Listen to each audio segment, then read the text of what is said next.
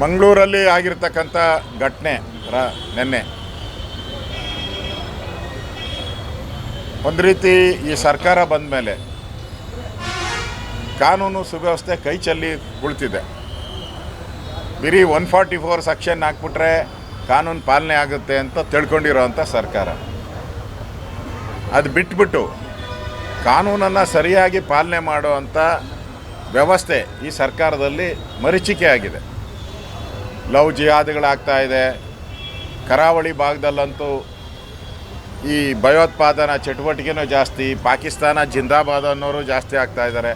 ಈಗ ಅಲ್ಲಿ ಒಂದು ರೀತಿ ಕೊಲೆಗೆ ಕೊಲೆ ಅನ್ನೋ ಒಂದು ಮನಸ್ಥಿತಿ ಬಂದಿರೋವಂಥದ್ದು ಒಳ್ಳೆಯದಲ್ಲ, ರಾಜ್ಯದ ದೃಷ್ಟಿಯಿಂದ ಒಳ್ಳೆಯದಲ್ಲ. ಹಿಂದೆ ನಾವು ಹಿಂದೂ ಕಾರ್ಯಕರ್ತರ ಹತ್ಯೆ ಆದಾಗೂ ಕೂಡ ನಾವು ಪ್ರತಿಭಟನೆಯನ್ನು ಮಾಡಿದ್ರಿ, ಹೋರಾಟ ಮಾಡಿದ್ರಿ. ಎಲ್ಲೋ ಒಂದು ಕಡೆ ಸರ್ಕಾರ ಕಾನೂನನ್ನು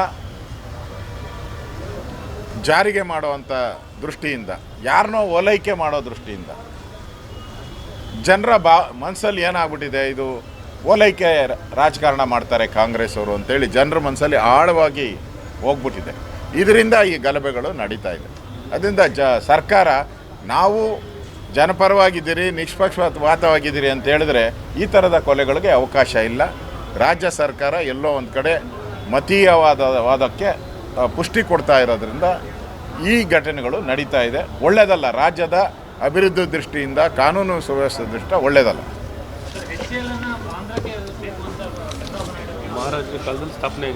ಪ್ರಶ್ನೆನೇ ಇಲ್ಲ, ಪ್ರಶ್ನೆನೇ ಇಲ್ಲ, ಕೊಡೋ ಪ್ರಶ್ನೆನೇ ಇಲ್ಲ.